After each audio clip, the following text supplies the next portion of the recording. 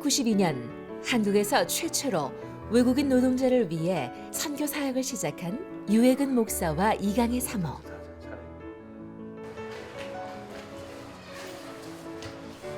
나섬 공동체라는 이름 아래 나섬 교회와 제한 몽골인 학교 등을 통해 하나님의 나라를 확장하고 있다. 하지만 이들에게 감당하기 힘든 고난의 시간이 있었다.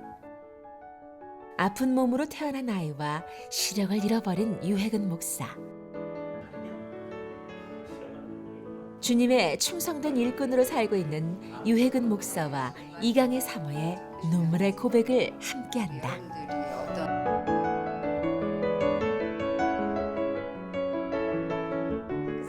오늘 정말 힘든 시간들 겪으셨지만 그런 동일한 고백을 예. 지금은 하시는 분들이 오늘 주인공이신데요.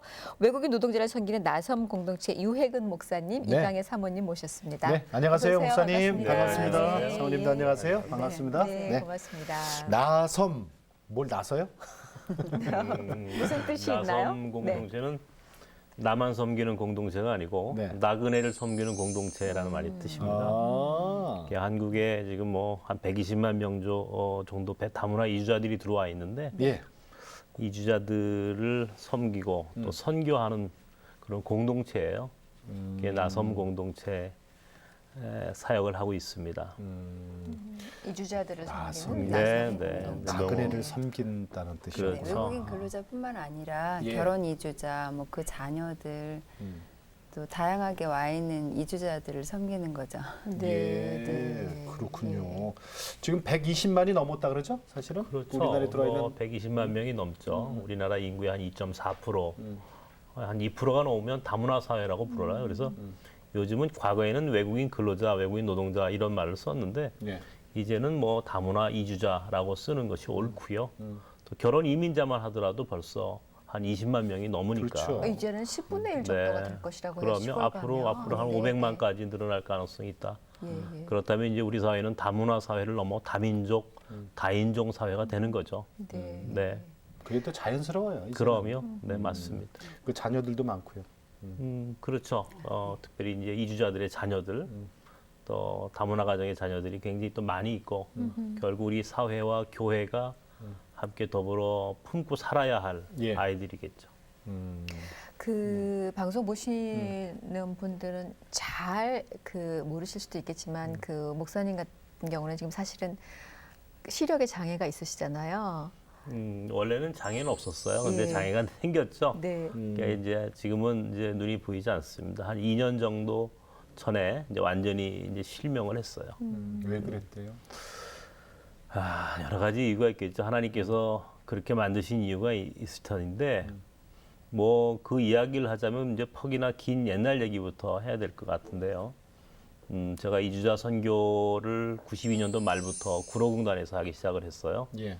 그러다가 거기서 갑작스럽게 병을 얻었습니다. 굉장히 많은 어려움이 있었어요. 그 당시에 이주자 선교라고 하는 게 척박했고 또 이주자들의 삶이 무척이나 아주 곤고한 가운데 있었어요. 예. 그들의 인권이나 그들의 삶을 대변하고 때로는 그들을 대신해서 때로는 싸우기도 하고 뭐 이런 그 당시에만 있었던 뭐 지금은 제가 볼 때 많이 좋아졌습니다만 그런 일들을 하는 가운데 자연스럽게 스트레스나 여러 가지 어려운 일들이 제 마음에 병이 생긴 거겠죠. 예.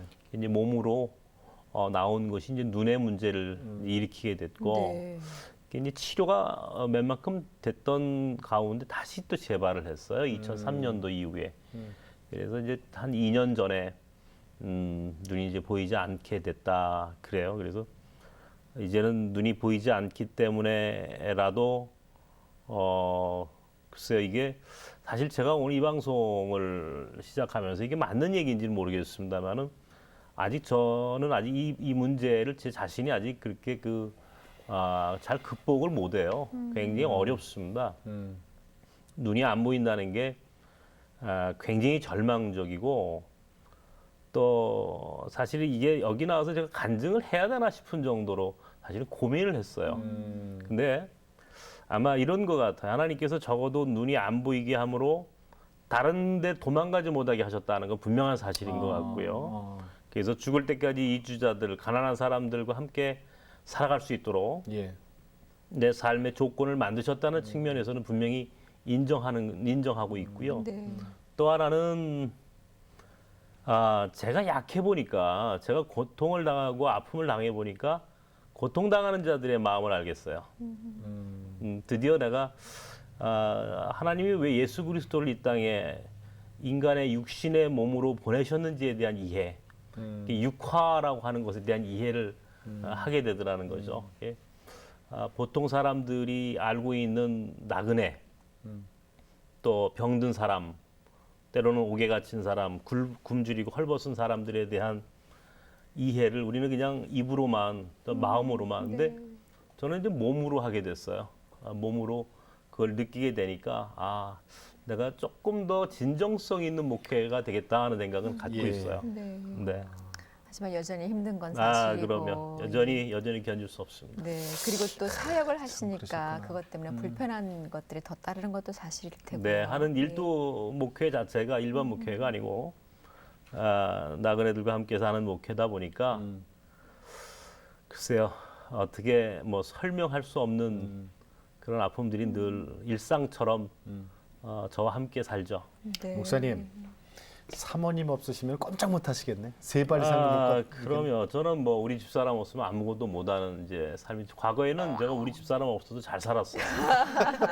정말 우리 집사람 없어도 잘 살았는데 이제는 뭐 꼼짝 못하고 우리 집사람이 있어야만 사는. 우리 다 웃는데 목사님만 안 웃으셔요. 글쎄요, 그래서 후회스러우세요? 아니 이제 후회스럽다기보다는요 두 가지예요 그것도요. 왜 옛날에도 이렇게 좀 잘해줬으면 좋았는데 옛날에 잘해준 게 아니죠. 옛날에 그렇게 함께 손잡고 살았으면 좋았을 텐데. 진작 알았으면. 근데 이제는 그때는 손 안 붙잡고 다니시고. 그때는 손 안 잡고 혼자 다녔거든요. 근데 손안 이제는 뭐 잡고. 꼼짝 못하고 이제 함께 다녀야 되니까. 이제는 제가 정말 이 뭐죠 젖은 낙엽처럼 붙어 사는 인생이 됐어요. 목사님께서 우리나라에서 처음으로 외국인 노동자 선교 사역을 시작하신 거로 돼 있어요. 네, 맞습니다. 그죠? 네. 제가 이제 저는 원래 군에서 군목을 했어요. 네. 군종장교를 했었으니까 네. 제가 적어도 육군 장교 출신이니까 건강했겠죠, 그죠? 예. 우리 집 사람은 이제 학교에 중학교 교사를 했었고, 90년도에 군목을 이제 전역을 하고 사실 예. 이제 유학을 결정을 했었습니다. 이제 유학을 가려고 다 준비를 했고 또 입학 허가까지 다 받은 상태에서 정말 하나님이 부르심이었다는 생각이 들어요. 이제는 하나님께서 여러 가지 상황과 조건을 막으셨어요. 뭐 이따가 좀 간증할 기회가 있으면 좀 말씀을 드리고 싶은데 이제 우리 작은 아이가 태어나면서부터 장애를 갖고 태어나게 됐고 작은 아이의 장애가 결국 제 삶에 굉장히 중요한 전환점이 되었습니다. 그래서 미국 대신 들어간 데가 구로공단을 들어갔어요. 또 거기서 또 육신에 또 제가 병을 얻게 됐고 뭐 이런 일들이 반복되면서 과연 이게 내가 지금 사는 게 옳은가라고 하는 아주 본질적인 질문까지 하게 됐죠. 참 그런 시간들을 경험하고 이제 아까 말씀하셨던 것처럼 92년도 말에 구로공단을 가니까 우리나라의 외국인 근로자들을 지원하고 돕는 사람들이 국내에는 아무도 없었습니다. 그 당시에. 예. 지금은 뭐 많이 계시잖아요. 지금은 뭐 굉장히 많고요. 또 전체적으로 곳곳에 많이 좋아졌죠. 많이 좋아졌고 그때만 하더라도 그런 일들을 그 밑바닥 목회를 하려고 하는 사람들이 거의 없었어요. 그러다 보니까 이제 최초가 됐죠. 최초가 됐죠. 이제 최초로 가는 사람은 언제나 아픔이 있죠. 있는 겁니다. 네. 네. 왜 보게 되셨어요? 어떻게 보게 되셨어요? 그 외국인 근로자들을 제가요? 네, 네. 뭐 아마 그것도 하나님의 부르심이었을 것 같아요. 저는 구로공단이라는 데는 한 번도 가본 적이 없었어요. 그 전까지는. 그런데 우연한 기회에 예. 우리 선배 목사님들을 통해서 제가 가장 적합한 사람이다. 이주 노동자들, 외국인들을 돕고 선교하는데 가장 적합한 사람이다라고 하는 그런 이야기를 듣고 한 2년 정도 아주 새로운 거니까 저는 이제 기본적으로 남이 한 것은 하지 않겠다라고 하는 철학이 있습니다. 그러니까 아류는 되고 싶지 않다. 창조적인 목회를 하겠다라고 하는 생각을 늘 갖고 살아왔고 네. 또 그래서 군목을 전역하고 일반 목회보다는 특별한 공부를 하고 싶었고 아주 특별한 목회를 좀 해야 되겠다라는 늘 그런 비전이 제 가슴 속에 있었어요. 그렇기 때문에 아마 자연스럽게 그 당시 처음으로 우리나라에 들어오는 이주 노동자들의 문제에 관심을 갖게 된 거죠. 아무도 생각 안 했을 때. 그렇죠. 네. 사모님, 그러면 예. 그때는 두 분이 결혼하셨을 물론이죠. 때잖아요. 네, 결혼. 예. 언제 하셨어요, 제가 결혼? 이제 군목으로 이제 87년도에 이제 임관을 하고 우리 집사람이 이제 학교 교사로 있을 때 결혼했어요. 87년도 10월에. 그러면 군목 네. 목사님이잖아요. 그렇죠. 그걸 알고 결혼하신 거죠? 물론이죠. 그러면 알고 있죠. 그 처음부터 그게 그러면 나는 사모로서 네. 그거를 생각하셨어요, 어렸을 때부터? 사실은 그렇지 않고요. 네. 저는 사모가 되겠다, 뭐 사모님 되면 굉장히 좋겠다 그런 동경 같은 거 정말 전혀 없었어요. 그러니까 어렸을 때부터 이제 교회 다녔고 예. 사모님들을 많이 봐왔는데 예. 제가 보기에는 별로 그렇게 좋아 보이지 않았거든요. 저 보이지 않았어요? 예, 늘 뭐 목사님에 가려서 뭐 이름도 없이 빛도 없이 그냥 사는 게 별로 좋아 보이지 않더라고요. 힘들고. 예, 그래서 저는 목사 사모가 되기 싫었는데 제가 다니던 교회 목사님 담임 목사님께서 지금 제 남편의 아버님, 그러니까 저희 시아버님하고 친구분이셨거든요. 네. 근데 친구 아들을 소개해 줄 테니까 만나보라고. 근데 신학 대학원 다니는 대학원 이제 졸업한다고 말씀하셔서 저는 사모될 거 아니니까 선 안 보겠다고 말씀드렸더니 이 사람은 목회할 사람이 아니고 미국 유학 갔다 오면 교수가 될 사람이라는 거예요. 예, 그래서 목회 안 하고 알았나 봐, 교수가 소리에. 예 교수가 된다고 하니까 그럼 한번 만나보자 해서 예, 예. 만났던 교수님 건데. 사모님 되겠다 이렇게 생각하고 완전히 정말 이렇게 바가지를 쓴 거죠. 네. 그 마음대로 되나? 예. 그렇게 하셨는데 네. 그런데 이제 외국인 근로자들을 위한 그런 사역을 네. 하게 되셨잖아요. 네. 더더군다나 사모님께서는 그쪽은 또 생각을 못 하셨을지도 모르겠어요. 전혀 생각하지 않았었고요. 네, 네. 실은 이제 군목 제대하면 바로 유학을 갈 거로 생각을 했는데 군목 시절에 사실은 아이 둘을 다 낳았어요. 네, 네. 근데 둘째 아이가 이제 장애를 갖고 태어난 거죠. 장애라는 게 어떤 황달이 굉장히 심했었어요. 아이가 태어나서. 그래서 네. 인큐베이터에서 치료도 받고 했는데 처음에는 장애인지 사실 몰랐는데요. 이제 병원에 가서 이렇게 좀 진단도 받아보고 이렇게 했지만 그때도 병원에서는 그 당시까지만 해도 뭐 크게 이상이 없다고 했었거든요. 그래서 제가 큰아이를 낳은 지 얼마 안 되지 않았기 때문에 큰아이가 몇 개월 되면 어떤 행동을 하고 뭐 몇 년 되면은 걷고 하는 네네. 걸 다 알잖아요. 근데 작은 아이는 큰아이처럼 그렇게 정상적으로 잘 자라지 못했고요. 좀 늦었어요? 많이 늦었어요. 말도 뭐 엄마 소리밖에 못하고 네 다섯 살이 돼도 대소변도 못 가리고 그래서 굉장히 이상해서 병원에 이제 가보기를 원했지만 어른들조차도 뭐 늦되는 되게 애들도 만성이다. 있다. 네. 늦되는 아이가 크게 된다 말씀하시면서 괜찮다고 그러셔서 그러면서 또 몇 개월을 지내고 뭐 그러면서 좀 늦어졌죠. 근데 결국은 아이가 장애를 가졌다는 사실을 알게 됐고요. 그 사실을 알고서 이제 우리 목사님이 이제 유학할 거를 거의 포기했어요? 포기하다시피 했죠. 그러니까는 정말 여태까지 받아들일 수가 없었어요. 우리 아이는 지적 장애를 갖고 태어났는데, 제게 받아들일 수 없는 상황이었어요. 그것을. 그러니까 제가 굉장히 철이 없었던 거죠. 왜 하필 내 가정에 장애를 가진 아이가 있어야 할까라고 하는. 이제는 알아요. 이제는 왜 우리 아이가 왜 우리 가족, 제 삶에 있어야 하는지를 알게 됐는데 그때까지만 하더라도 그것이 받아들일 수 없었어요. 그런 것들이 뭐 유학에 대한 꿈도 접게 되고 뭐 기본적으로 목회에 대한 생각은 제가 이렇게 크게 갖고 있지 않았기 때문에 근데 목회자로서 내가 할 수 있는 일이 뭘까 하는 게 아주 본질적인 물음, 뭐 그런 고민들이 지속적으로 저를 괴롭혔죠. 예. 그런 가운데 이제 이주자 목회를 이제 선택하게 된 것이고요. 어떻게 보면 그 본인이 우원에 좋아서 간 게 아니라 좀 밀려서 갔었다. 그렇죠. 몰려갔죠. 예. 몰려서 거기까지 갔습니다. 네, 네. 그러면 아이 그 장애 문제와 네. 그리고 또 목사님의 그 시력 잃어가는 거 그게 같이 겹쳤을 그 상황에서 네. 사모님이 얼마나 힘드셨을까? 어떻게 이겨내셨어요 그때? 글쎄 이겨냈다는 거는 정말 좀 어폐가 있을 것 같아요. 아직도 지금도 이겨나가는 과정이고요. 지금도 네. 그러니까 저는 오히려 정말 목사가 사모가 될 생각도 없었고 그거부터 사실 힘든 예, 시작이 있었을 것 그거 같아요. 생각이 없었는데 이제 유학을 못 가게 되니까 그런 와중에 이제 아이 특수교육을 위해서 이제 아이에게 매달릴 수밖에 없었고요. 학교는 어떻게 하고?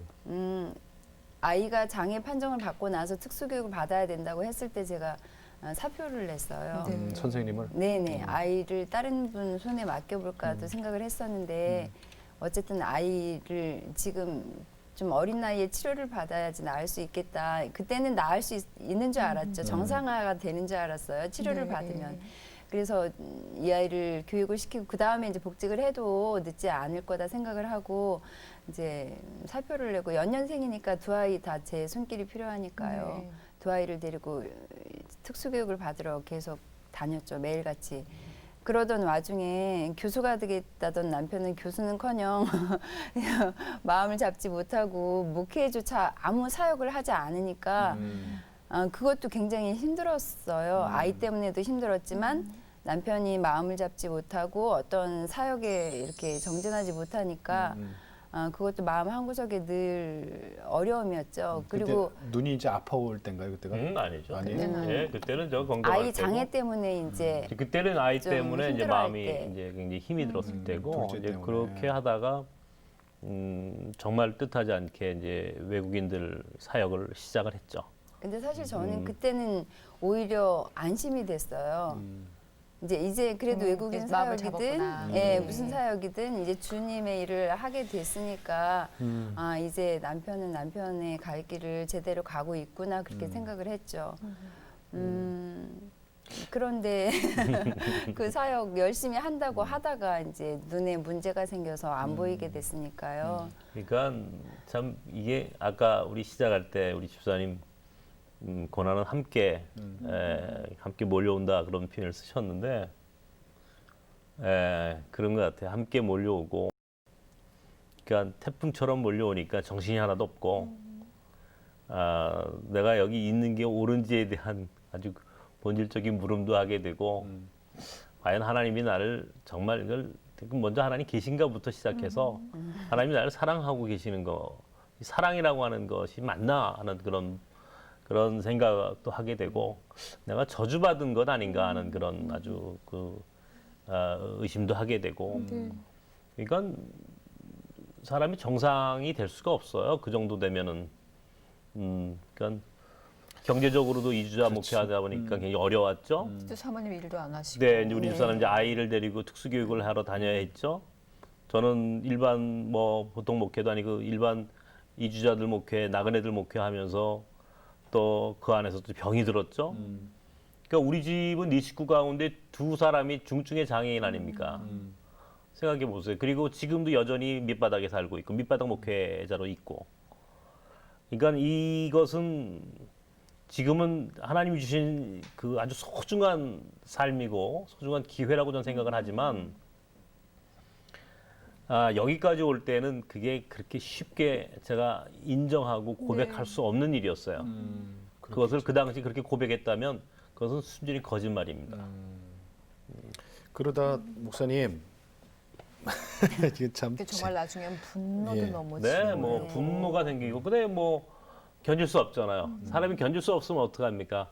최후의 선택을 하는 것밖에 없는 게 죽고 싶은 거예요. 싶다는 마음이 들고. 아니 목사님이 어떻게 그런 생각을 해요? 아니 뭐 저는 그렇게 생각을 하는 사람이에요. 또 할 수밖에 없었어요. 그게 그래서 가출하셨어요? 네, 가출했고 또 자살도 해보고 자살 기도를 기도를 기도했죠. 시도를 해본 거죠. 기도를 해봤죠. 자살했으면 네. 못 나왔죠 여기. 네, 근데 그 마지막 순간에 하나님께서 아니 잠깐만요. 네, 예. 말씀을 하고 나가신 거예요? 이제 죽으러 나가니까 찾지 말라고 네. 이제 그 말을 던지고 나가는데 미운 남편이지만 설마 그런 말까지 하리라고는 생각 못했죠. 그렇죠. 바지가랑이 자꾸 붙들었죠. 제가 제발 그러지 말라고. 애들은 어떡하고 나는 어떡하느냐. 당신이 있어야지. 근데도 뭐 마음을 굳게 정했는지 그냥 나가버리더라고요. 근데 그 표정이 정말 큰일 나겠구나 싶으셨어요. 항상 뭔가 한다고 하면 하는 성격이니까요. 그때 눈은요? 눈이 많이 이제 포도막염 때문에 시력이 많이 없어졌고 점점 혼자서 운전할 수 없었고 이제 더듬거리면서 이렇게 생활을 해야 되는 그런 상황이었죠. 그 상황이었고 며칠 만에 오래 못 나갔어요. 하룻밤 동해 가가지고. 예, 그날 밤이 돼도 안 오고 아침이 돼도 네. 안 오더니 그 다음 날 이제 좀 점심 때 지나선가 목사님 그때 참 우리 목사님 거기까지는 참. 우리가 이해를 한다고 쳐요. 그래 정말 내가 죽어야겠다. 정말 이렇게 살 수가 없다. 그런 마음으로 나가셔서 어떻게 하셨어요? 뭐 정말 죽으려고 했죠. 근데 어디 가셨다고요? 저 동해 신지 강원도 동해 묵호항에 가서 이 95년도 2월이었는데 굉장히 추운 그 날이었습니다. 굉장히 그 칼바람이 부는 아주 모진 그 바닷바람이 불던 날 이제 새벽이었는데 예. 그곳에서 정말 뜻하지 않게 제가 제 삶에 새로운 눈을 뜨게 됐어요. 그 전까지 목회자가 됐다라고 하는 것은 어쩌면은 뭐라 그럴까요? 그냥 그 아무 어떤 생각 없이 물론 제가 신학을 공부하고 목회자가 될 때는 아무 생각 없이 하지는 않았겠지만은 하나의 직업인 하나의 무슨 그냥 그 일상적인 그냥 보통의 목회자들이 갖고 있는 생각들 그러다가 제가 이제 죽음이라고 하는 문제를 놓고 내 삶의 문제 앞에서 절망하는 가운데 죽음이라는 문제를 놓고 딱 마주했던 분이 예수님이셨어요. 그 새벽 칼바람에 그 장작불 앞에서 떨고 있는 그 할머니들 노파들을 보면서 그들 가운데 숨어 계신 하나님, 숨어 계신 예수님을 제가 눈으로 확인을 했고 내 마음으로 확인을 했고 또 그분이 제게 이렇게 떨고 있는 고통 가운데 살고 있는 이 노파들의 모습 속에서 네가 죽는다면 마치 그 로마를 그 로마의 박해를 피하고 도망을 가려 했던 이 베드로에게 다시 그 예수님 이제 로마의 외부에서 만나시면서 주님 어디로 가시나이까 이렇게 묻는 장면이 있지 않습니까? 그 네가 로마를 떠나니까 내가 다시 십자가를 매기 위해서 로마로 들어간다. 예. 예수께서 이제 그 하는 그 소위 꾸아바디스 도미네라고 하는 이제 그런 말씀이 기억이 나더군요. 네가 이렇게 죽는다면 결국 이 고통당하는 사람들의 삶을 대변해주고 그들과 함께 살 수 있는 사람은 또 없다. 그럼 내가 또 십자가를 짊어져야 하지 않겠느냐라고 하는 그런 음성이었고 그런 상황 속에서 저에 대한 새로운 부르심이었고 예. 그래서 죽음이라고 하는 것을 경험하기 위해서 결단하고 정말 절망하고 있을 때 예수께서 제게 희망으로 저를 만져주셨어요. 그래서 그때부터 절망이라고 하는 것은 또 다른 희망의 이야기를 담보하고 있는 것이로구나 하는 그런 생각을 갖게 되고 그 순간 죽음을 접고 새로운 사역지로 제가 발걸음을 옮기게 됐죠. 그래서 오늘 나섬이라고 하는 공동체가 그때부터 시작된 예, 그러니까 그 이전의 이주자의 사역은 하셨지만 그것은 뭐 그냥 하나의 어떤 뭐 인권 뭐 그냥 무슨 투쟁 뭐 이런 식의 그냥 그 일이었지만 이제는 내가 이제 이주자들을 정말 내가 진정으로 그들을 사랑하고 돕고 그러면서 하나님 나라 위해서 내가 살아야 되겠다 하는 어떤 이주자 선교의 새로운 패러다임을 제가 거기서 확신하게 됐어요. 네, 그래서 다시 이제 또 돌아오게 된 게 이제 뚝섬에 와가지고 정말 어렵게 뚝섬이라고 하는 곳에 와가지고 좀 고생 많이 했거든요. 근데 그렇게 어렵게 있으면서 가장 행복했어요. 구로공단에처럼 뚝섬으로 그때 옮기신 거예요? 넘겼죠. 이제 95년도에. 그러면 결론적으로 가출 잘하셨다. 네. 결론으로 거기까지 네, 그런데 하나님이 허락하신 건 그래, 거기까지였어요. 근데 그죠? 거기까지. 거기까지. 그런데 우리 집사람은 일박 너무너무 힘들어했어요. 1박 2일 네. 동안 울면서 아이들 붙들고 기도하고 울면서 기도하고 네. 괜히 또 우리 사모님 속만 태웠네. 그죠? 근데 그렇지만 그렇게 나타나셨을 때 어떠셨어요? 다시 딱 들어오는 남편. 밉기도 하고 반갑기도 하고 하나님께서 좀 제 때려주지. 기도를 들어주신 것 같아서 감사하기도 하고 그리고 근데 변해서 왔잖아요. 남편이 네네네. 달라져서 왔잖아요. 어떻게 전과는 좀 다른 모습이었죠. 그러니까는 늘 뭔가 마음을 잡지 못하고 하나님께 대한 그런 원망 그리고 나를 목회자로 불러주셨는데 나를 이 지경까지 몰고 가신 거는 나를 정말 저주하신 거다. 죽고 싶다라는 말을 정말 수없이 입에 달고 살았는데 네 목사인 남편의 입에서 죽고 싶다는 말을 정말 수없이 들을 정도로 그럴 때마다 저의 가슴에 그 말이 굉장히 크게 막 박히고 상처가 되고 했는데요. 이제 그러고 돌아와서는 이제 정기적으로 금식을 하면서 기도를 하고 새로운 사역지를 위해서 기도하는 것 같았어요. 화도 안 내고. 아니죠. 성격이 어디 가는 건 아니죠. 그래서 한꺼번에 바뀌면 좋겠어요. 정말. 그냥 군인들의 욱하는 성질. 그건 아직도 살아 있는 거예요, 그럼? 네, 이제 많이 죽었죠. 많이 죽었는데. 아니 그 당시에 뚝섬 그 갔을 때 당시에는 좀 그랬죠. 그 당시에는 그랬고요. 그러니까 아마 성격이 그래서 하나님 이 일을 또 하게 하셨는지도 몰라요. 맞아요. 이게 거친 네. 일이거든요. 이게 군인 정신 없으면 못할 거예요, 그죠? 거친 일입니다. 이 다문화 이주자들 목회한다는 게 아무나 하는 게 아니에요. 거친 일이고 험한 일입니다. 이게 3D 목회라고 하거든요. 3D 아무나 하는 일이 아닙니다. 그렇게 해서 나섬이 탄생된 거예요. 네, 그렇죠. 네. 이제 구로종에서 하던 사역은 접고 네. 제가 뚝섬에 와서 다시 이주자 사역을 하면서 정말 그때는 어려웠어요. 제가 뭐 한 2년 동안은 매일 점심 때 라면만 먹었습니다. 라면 먹고 싶어서 먹은 게 아니고 없어서. 아니요. 그러니까 뭐 없는 것도 없었지만 제가 이 지하실에서 이제 그 이주자들을 이제 돕고 묵게하는데 점심 때가 되면 외국인들이 갈 데 없는 사람들이 전부 다 그렇죠. 교회에 와 있는 거예요. 그러니까 제가 어디 밥을 먹고 싶어도 밥을 먹을 수가 없잖아요. 그 사람을 놓고.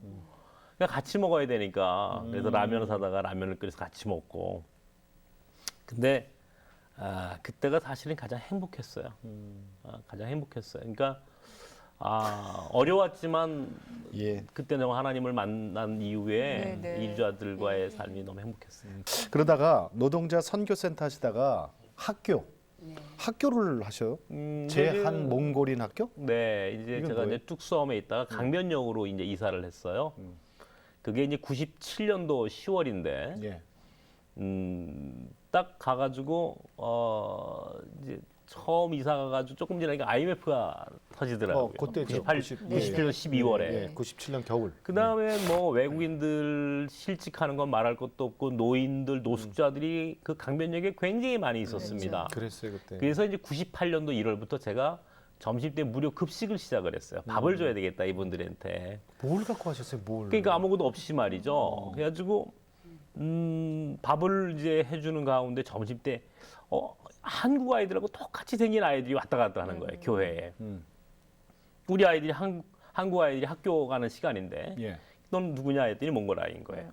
그래서 그 몽골 아이들 7명을 데리고 1999년도에 이제 이 아이들 데리고 이제 학교를 뭐 학교라고 시작한 건 아니고 하여튼 한국말도 가르쳐주고 아이들을 위해서 그렇게 노래도 가르쳐주고 하는 프로그램을 시작을 했는데 이제 아이들이 몰려오기 시작하는데 네.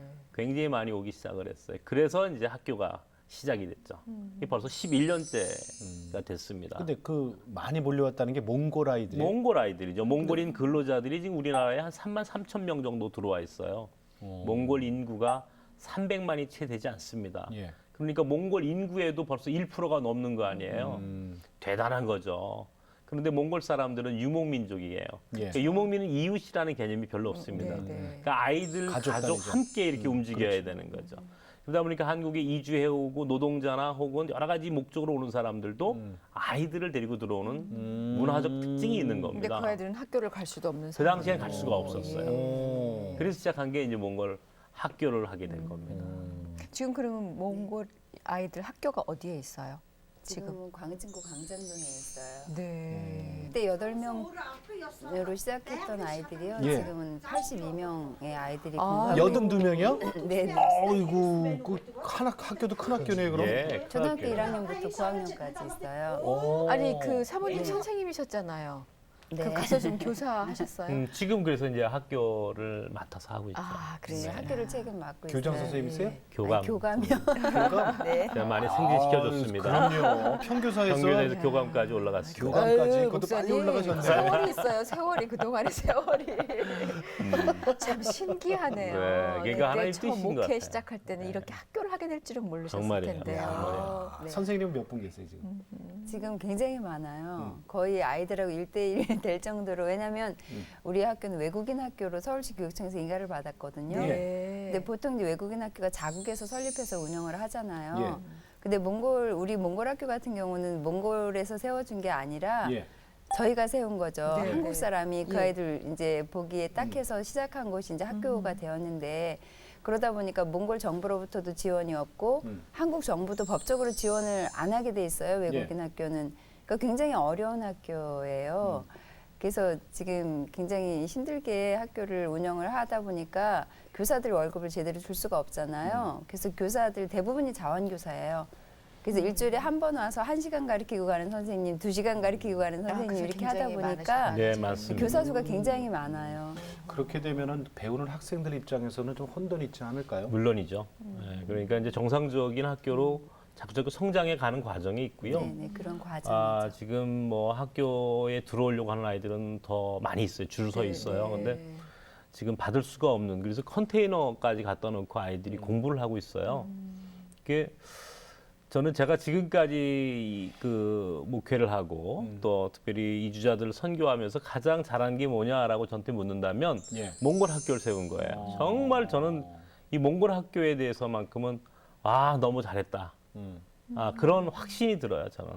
제한 몽골인 학교 이렇게 되는 네, 거죠? 제한 몽골 학교. 예, 한국에 있는 몽골 학교. 이제 인가를 정식 정식으로 명칭이 받는 예, 학교고. 뭐 제한 몽골 학교. 학교. 네. 서울시 교육청에서 2005년도에 인가도 받았고. 인가까지. 그러면은 몽골 아이들만 들어갈 수 있어요?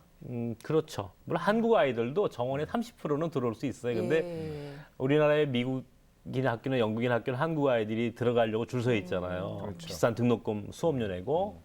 근데 몽골 학교에는 누가 들어오겠습니까? 한국 아이들이 들어오지 않죠. 그러니까 전혀 새로운 이제 21세기의 이주자 시대에 전혀 새로운 학교의 모습이죠. 그 교감 선생님, 이 네. 명칭이 바뀌네 이제. 호칭이 바뀌어. 사모님에서 뭘 가르쳐요? 우리 아이들이요. 일단 우리가 몽골 학교로 외국인 학교로 인가받기 전에는 예. 그러니까 저희가 선생님 되는 대로 뭐 이렇게 하여튼 대안학교처럼 운영을 했었어요. 예, 예. 그런데 이제 정식 허가니까 제대로 해야죠. 예, 커리큘럼이 그렇게 하다 되죠. 보니까 아이들이 몽골에 갔을 때 학력 인정을 받지 못했거든요. 예. 그래서 학력 인정을 받기 위해서 이제 몽골 정부에 요청을 했더니 몽골 정부에서 참 재밌는 대답이 왔어요. 그러니까 몽골 이외의 국가에 몽골 학교를 세운 유례가 없대요. 근데 여기 한국에 처음 세워진 거래요. 그래서 한국 정부로부터 일단 인정을 받으면 우리가 무조건 학력 인정해주겠다. 그래서 이제 저희가 서울시 교육청에 먼저 인가를 받았고요. 바로 이제 이어서 교육부에서 이제 인가가 난 그런 경우거든요. 그러다 보니까 이제 인가를 받기 전에야 저희 마음대로 운영할 수 있었지만 인가 예. 받고 난 뒤에는 몽골 교육을 반드시 해야 돼요. 그렇죠. 예, 그래서 몽골에서 정식 교사가 또 초청이 되어야 되고요. 그래서 지금 몽골인 교사가 6명 정식 교사를 채용이 되어 있고요. 네. 이제 나머지는 이제 한국인 교사 뭐 때로 인도 선생님도 있고 한데 그러니까 기본적으로 몽골의 주요 과목을 가르치고요. 이 아이들이 플러스 한국어도 예, 좀 한국어, 컴퓨터 그렇죠. 뭐 그밖에 모든 과목을 다 가르치고 있어요. 그 한국말로 가르쳐요? 몽골말로 가르쳐요? 몽골 선생님은 몽골 교과서로 몽골말로 가르치고요. 한국 선생님은 한국말로 가르치고 또 영어 선생님은 영어로 가르치고 몽골 아이들이나 부모들한테는 너무 좋은 그러니까. 네. 그러니까요. 그러니까 우리 쪽 입장에서 볼 때는 분명히 소외당한 아이들이잖아요. 예. 성경에 나오는 우리가 하나님께서 과부와 고아와 나그네에 대한 특별한 마음을 네, 갖고 네. 계시지 않습니까? 예. 근데 난 우리 몽골 아이들은 나그네이며 동시에 고아 같은 아이들이에요. 사실은 그런 측면에서 굉장히 어렵게 공부를 하는 아이들이죠. 그럼에도 불구하고요, 몽골 측 입장에서 볼 때 이 아이들은 조기 유학을 와 있는 겁니다. 거꾸로 생각하면은. 그러니까 앞으로 몽골의 지도자가 나올 가능성이 굉장히 많죠. 우리 몽골 아이들 네, 몽골 학교 안에서. 네. 그 제가 우리 몽골 학교가 있음으로 인해서 몽골과 한국을 이어주는 다리가 바로 이 몽골 학교예요. 네. 그러니까 정말 중요한 외교적인 역할도 우리가 하고 있다. 예를 들어서 우리 몽골 학교는 몽골의 지도자들이 한국에 오면 꼭 들르는 곳이 우리 몽골 학교입니다. 뭐 울란바토르 시장은 말할 것도 없고 몽골의 총리거나 외무부 장관이거나 하물며 대통령이나 대통령 영부인까지 네, 네. 우리 몽골 학교로 왔다 가셨으니까요. 예, 예. 그러니까 그런 의미에서는 한국과 몽골을 이어주는 정말 다리죠. 동시에 몽골 학교 아이들은 선교의 모짜리예요. 세계 선교의 모짜리입니다. 그렇죠. 몽골 선교의 가장 좋은 모짜리 역할을 하는 거예요. 징기스칸의 후예들. 그렇죠. 예, 그러니까 이 아이들은 여기 와서 복음을 듣게 되고 정말 말씀 가운데 성장하면서 앞으로 이 아이들이 몽골의 지도자가 될 경우에 앞으로 몽골의 선교 정책이 바뀌지 않겠어요? 네, 종교 정책이 바뀌고, 그러니까 우리가 지금 한국 교회가 몽골 선교나 세계 선교에 투자하는 그런 많은 비용이 물론 헛되진 않습니다만은 적어도 이 땅에 와 있는 이주자들, 특별히 우리 몽골 학교 같은 다문화 자녀들 아이들을 위한 투자를 해주신다면 굉장히 중요한 선교적인 사명을 감당할 수 있다. 저는 확신하고 있어요. 채플도 물론이죠. 네, 일주일에 한 번씩 예배드리고요. 또 예. 성경 공부 시간이 일주일에 1시간 들어있고 네. 아이들이 그건 뭐 우리말로 해? 네네 한국말로? 우리말로도 하고 이제 기도는 아까 성경 봉독은 2번을 해요. 한국말로 한 번 하고 몽골말로 한 번 하고 또 설교자가 몽골인일 경우에는 그냥 몽골말로 하고요. 또 한국인 목사님이 할 때는 예. 이제 통역을 하고. 근데 아이들이 대부분 한국말을 금방 배워서 이제 한국말로 거의 다 소통을 하고 있어요. 네. 그 어린 선교사들이네. 네, 아이들이 예비 그냥 선교사들. 흥얼거리는 게 다 찬양이에요. 그러니까요. 그 아이들이 그냥 몽골에 있다라면 사실 참 교회에 처음 네. 와봤다는 아이들이 많아요. 쉽지 않은 상황인데. 거기 근데 이 예. 학교가 얼마 전 비 되게 많이 왔잖아요. 추석 추석 네. 전날 예. 비 그때 피해. 비 피해가 있으시다면서요. 엄청난 제가 수재민이 됐습니다. 왜요? 우리 지하였어요? 교회가 이제 예배당이 지하 2층에 있어요. 예. 그런데 저희가 외국인들을 데리고 대천, 충청도 대천 바닷가로 국토순례 동행이라는 프로그램을 하기 위해서 버스 세대들과 동행 갖고 이제 여행을 떠나는 바로 그날 수해가 들었어요. 물이 찼어요 예배당에. 그 예배당이 이제 우리 예배도 드리지만 우리 몽골 아이들한테 거기서 예배 채플도 드리고 또 거기서 음악 수업도 하게 되고 다양한 이제 강당 겸 교실 겸 예배실 겸 이렇게 드리는 데인데 거기가 물이 가득 찼어요. 그래가지고 엄청났어요. 지금까지 아직 복구 중에 있습니다. 네. 뭐가 제일 피해가 커요? 뭐 음향 네. 또 뭐 악기 하물며 강대상부터 모든 의자가 둥실둥실 떠다녔으니까요. 네. 완전히 잠겨. 네, 완전히 잠겼어요. 그 전자제품 음향기기 이런 건 그거 못 전혀 못 쓰게. 쓰잖아요. 네, 물 먹으면은 물 한번 못 닿으면은 쓴다고 사용할 수가 하더라고요. 없어요. 예. 그래서 지금 지난 주에도 돗자리 깔고 예배를 드리고 아주 초대교회처럼 예배를 드리고 있습니다. 네. 웃음이 나세요? 그런데요. 제게 주어진 고난 때문에 오늘 제가 있는 겁니다. 제가 만약에 고난이 없었으면 아픔이 없었으면 여기까지 올 수가 없어요. 예, 그러니까 수해가 났다. 처음엔 황당하고 어처구니가 없지 않습니까? 근데 조금 시간이 지나니까요. 고맙습니다 하는 말씀이 딱 그 고백이 떠오르더군요. 왜냐면 바뀌었어요. 그러니까 한 번에 대청소 한 번 딱 시켜주셨고, 예. 그러니까 뭐 그런 부분들에 대해서 아니까 이제는 또 어느 날 네. 새 학기로 새 네, 찬송을 새 부르고 것으로 있을 또 바꿔주시고, 거니까. 네, 그러니까 하나님이 다 그렇게 작업하셨구나. 그야말로 네. 그 예레미야서 29장 11절의 말씀처럼 너에 대한 나의 생각을 내가 안다 그러셨잖아요. 네. 재앙이 아니고 희망과 미래를 주는 거라 그랬잖아요. 이제 그 그래요. 말씀을 붙잡고 가시는 거죠. 예. 알기 근데 때문에. 이제 도움 좀 주시는 분들이 있어요. 사람들이 그러죠. 어떻게 그걸 하냐고 그러는데 뭐 그건 뭐 답은 하나입니다. 배는 게 없으니까 한다. 그런 얘기를 하는데 정말 겁이 없죠. 눈이 뜨면요. 예. 눈이 뜨면 태풍이 불고 현실을 보면 아무것도 못합니다. 그러니까 제가 이렇게 오게 된 것도 은혜다. 제가 눈이 안 보인 것 때문에 여기까지 왔다. 그러니까 무슨 일이든지 정말 하나님께서 원하시는 일이라면요. 저희가 시작하기가 어렵잖아요. 근데 이건 분명히 하나님께서 원하시는 일이다. 하나님 뜻이다라고 생각하고 시작을 하면 시작하는 게 어렵지. 시작하고 나면 그 다음에는 하나님이 책임져 또 특별히 주시더라고요. 그 목사님의 그 성품을 네. 또 그걸 또 사용하시잖아요. 그러신 것 딱 밀고 같아요. 나가시는. 네. 그래서 결국 오늘 이 자리까지 이렇게 그래도요 이렇게 방송 함께 하시는 분들이 어떤 걸 놓고 좀 같이 이런 거 기도했으면 좋겠다 싶은 것들이 있으실 것 같아요. 당장 저희 기도 제목이 있어요. 아, 네. 네. 우리 몽골학교 건축을 앞두고 있거든요. 네. 지금 82명의 아이들이 공부하고 있는데 계속 공부하고 싶어서 찾아오는 아이들 돌려보내고 있어요.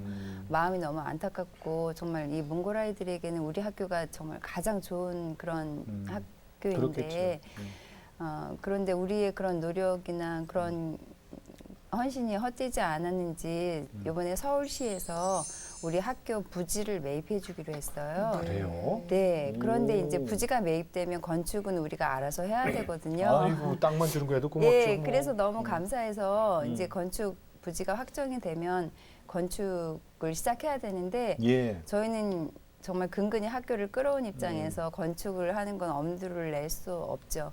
그렇지만 하나님께서 정말 어떻게 해서든지 사람을 붙여주시든지 뭐 보내주시든지 해서 지어주시겠지 그런 믿음 가지고 계속 기도하고 있어요. 아이들하고 예배 시간에도 계속 기도하고 그렇다고 뭐 있고. 몽골이 뭐 잘 사는 나라라서 그거 쥐어줄 것도 아니고 그죠? 네, 우리가 하긴 해야 되네요. 네 천상 우리가 해야 돼요. 항상 우리가 해야 되네. 하나님께서 해주실 거라는 확신이 있어요.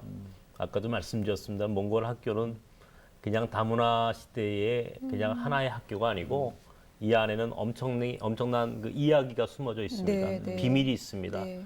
나는 그 비밀을 보았고 또 그 비밀을 통해서 하나님께서 우리 나라와 우리 하나님 나라, 우리 민족과 우리 하나님 나라를 위해서 크게 쓰신다라고 하는 비밀을 저는 보았고 알기 때문에 분명히 하나님께서 세워주실 겁니다.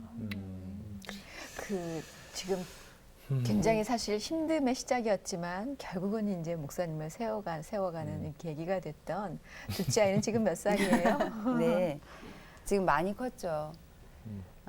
지금 큰 아이가 23살이고요. 네. 작은 아이가 22살이에요. 네. 22살 됐어요 벌써? 예, 키가 180에 어이구. 아이고. 막 덩치가 굉장히 큰데 오. 아직도 뭐 생각하는 거나 지능이나 그런 거는 뭐 근데 아주 그 아이가 어린아이 같죠. 그 천사예요. 근데 순수하잖아요. 예, 순수해요. 그런 아이들이. 네. 그러니까 우리 아이가 우리 공동체에 있는 외국인들을 다 한 번씩 안아줍니다.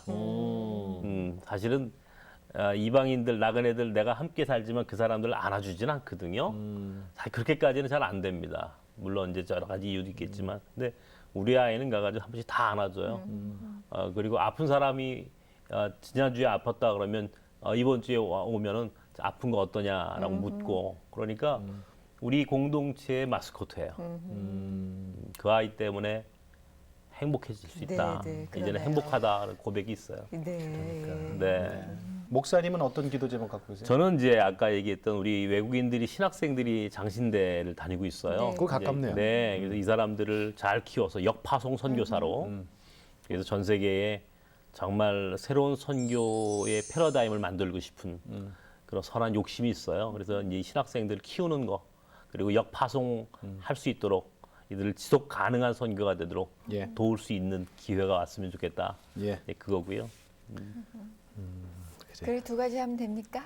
하나는 이제 우리가 예. 사회적 기업이 예, 있어요. 예. 사회적 기업이 이제 우리 한국 교회는 아직 잘 모릅니다만은 사회적 기업 중에 저희는 커피복이라고 하는 커피를 통한 선교 사역, 커피를 통한 사회적 기업을 운영하고 있어요. 네. 그래서 이 커피복이 보다 활성화돼서 많은 한국계 교인들이 바리스타 교육도 받으러 오셨으면 좋겠고 거기서 많은- 나오는 커피도 있어요? 네, 우리가 원두도 유통을 네, 하니까 네. 또 원두도 많은 교회 카페가 있으니까 우리 네, 네. 카페도 많이 좀 우리 원두를 좀 이용해 주셨으면 좋겠고. 커피 이름이 뭐라고요? 커피복이에요. 커피복. 이제 한글로 표기하면요. 커피복 해서 볶다 할 때 갓 볶아낸 커피, 네네. 쌍기역이 들어가고 예. 한자로 이제 복자가 들어가고요. 이제 영문으로 커피복으로도 표기가 돼요. 하나님이 주신 복. 예, 네. 복음. 그때 네, 커피에 비슷해. 복음을 넣는다 아니 그런 말이에요. 예. 그러니까 전 세계에 커피를 통해서 선교하겠다. 네, 네. 그런 생각을 갖고 시작을 한 겁니다. 네. 그게 사회적 기업이군요. 네, 사회적 커피복을 기업이요. 보면은 반갑겠어요. 그럼요. 예. 너무 재밌어요. 커피복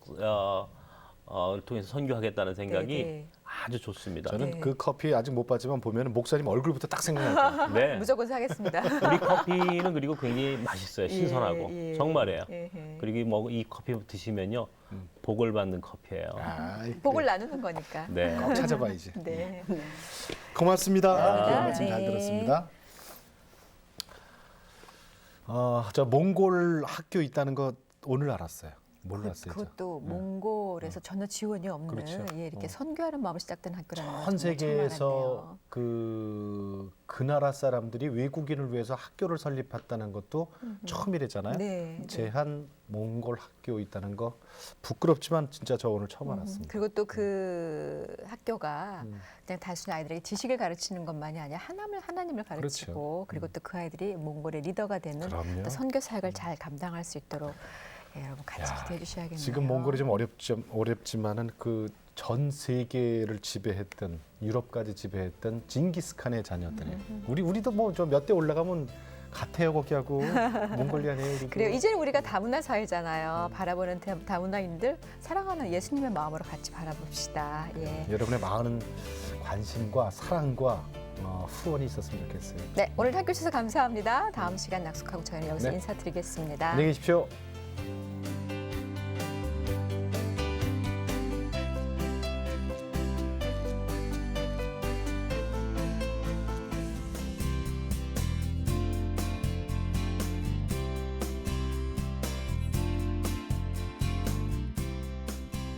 남의 나라 있지만 이렇게 자기 공부하고 싶은 마음을 가지고 있는 애들이랑 만나게 돼서 너무 감사해요. 그리고 그 우리 수학을 우리 같이 가르쳐 줄 선생님이 많았으면 너무 좋아요. 교실이 컸으면 좋겠고요. 그리고 운동장이 있으면 우리도 운동할 수 있고 체육하고 싶어요. 그렇게 해주세요.